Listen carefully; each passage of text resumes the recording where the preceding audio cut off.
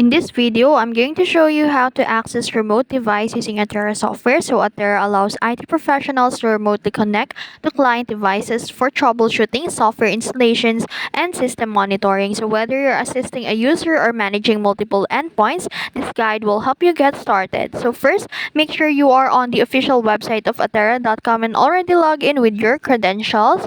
Now, on the left-hand menu, click the devices and then find the device you want to connect to from the list. And then after that, click on the device names to open its details.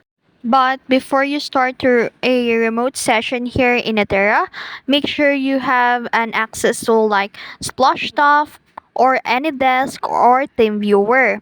And then assumingly we have that access tool in here. So once connected, you'll see the user's desktop and you can now navigate your system, install software, troubleshoot issues, or configure settings. You can use the built-in chat feature to communicate with the user if needed. And then once you're done, you can close the remote session window and the user will be disconnected and the session will be logged in Atera for reference. And that's it. That's how you access a remote device using Atera software.